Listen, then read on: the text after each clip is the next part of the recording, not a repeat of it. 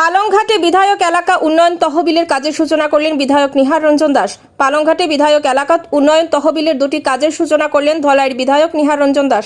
বিধায়ক এলাকা উন্নয়ন তহবিলের 2024-25 অর্থ বছরের 6 লক্ষ টাকা ব্যয়ে পালংঘাট ইএনডি বাঁধ থেকে অজিত কুমার দামের বাড়ি পর্যন্ত সিসি ব্লকের রাস্তা নির্মাণ ও 3 লক্ষ টাকা ব্যয়ে পালংঘাট চরক মন্দিরে কালাচরে হল নির্মাণের ফলক উন্মোচন করে নির্মাণ কাজের আনুষ্ঠানিক সূচনা করেন বিধায়ক। পরে এ নিয়ে বিজেপির পালংঘাট মণ্ডল সভাপতি অপূর্ব দাসের পৌরোহিত্যে অনুষ্ঠিত হয় সভা। এতে নির্মাণ কাজের বিবরণ তুলে ধরে বক্তব্য রাখেন কাজের দায়িত্বপ্রাপ্ত ইঞ্জিনিয়ার সিদ্ধার্থ ভট্টাচার্য। এছাড়া বক্তব্য রাখেন বিধায়ক নিহার রঞ্জন দাস, গঙ্গানগর রুকনি জেলা পরিষদ সদস্য মিহির কান্তি রায়, বিজেপির জেলা কমিটির সদস্য বিভাস রঞ্জন দেব, শম্ভুভূষণ দেব সহ অন্যান্যরা। নিউজ ডেস্ক রিপোর্ট, শিলচর সংবাদ। এটা থাকে বিধায়কের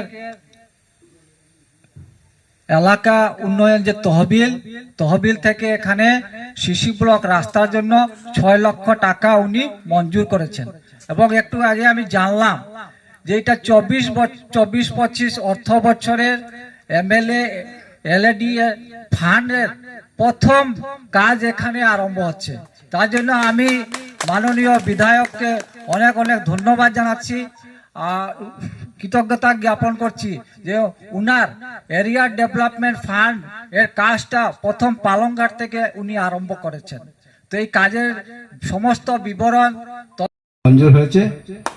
এই রাস্তার কাজ ছিল, আমি 2 দিন এসেছিলাম, আজকে আবার দেখলাম এখানে রাস্তার জায়গা আগেও ছিল এবং কানেক্টিভিটিটা নষ্ট হয়ে গেছে। যাই হোক, এখানে এখন আমরা এই রাস্তার যে কাজের যে আলোচনা করে লোকাল মানুষের সঙ্গে আলোচনা করে আমরা ঠিক করেছিলাম। আমি দামবাবুর বাড়িতে এসেছিলাম, তো দামবাবু ওরা বলছেন যে এই রাস্তার সঙ্গে এখানে কানেক্টিং হবে আরেকটা রাস্তা, ওই রাস্তার কানেক্টিভিটি হয়ে গেলে ওদের চলাচলের খুব সুবিধা হয়। রাস্তাটা কিন্তু একদম নিচু হয়ে গেছে, যার জন্য এই ডিএনডি বাঁধ থেকে আরম্ভ করে ওইদিকে রাস্তা অবধি প্রায় 1 মিটার হাইটে আমাদের আর্থ ফিলিং করতে হবে, না হলে হবে না। প্রথম টান যে তহবিল থেকে আজকে আমাদের রুকনি ওয়েস্টে যে এই রাস্তার শিলান্যাস করেছেন, তার জন্য আমি অশেষ অশেষ ধন্যবাদ জানাই। এবং তাই যে এই 8 মাসের মধ্যে আপনারা দেখেছেন বিগত দিনে যে উনি সমাজের জন্য কি করছেন। এই সমাজের পালংঘাট ব্লক বলেন, বর্জালাঙ্গা মন্ডল বলেন বা নসিবপুর মন্ডল বলেন, বিভিন্ন জায়গায় উনি অসুস্থ রোগীর একদম ঘরে উনি যান।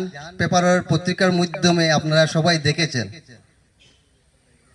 এবং উনি যেরকম মানুষের সঙ্গে একদম কানেক্টিভিটি, একদম নিঃশ্বাস স্তরে মানুষের সঙ্গে, তাই উনাকে আমি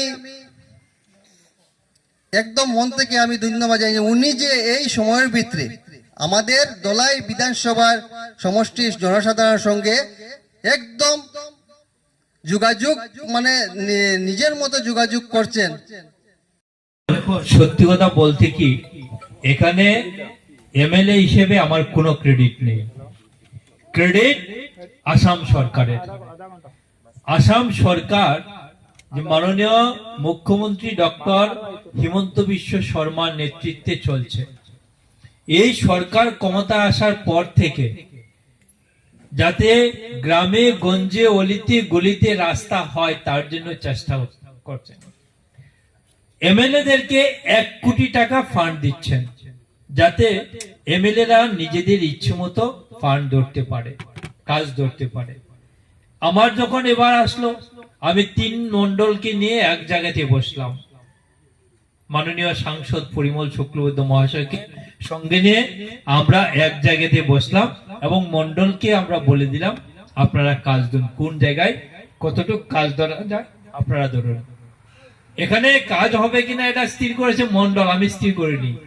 কাজেই এখানে যদি ক্রেডিট দিতে হয় আসাম সরকারকে দিতে হবে আর মন্ডলকে দিতে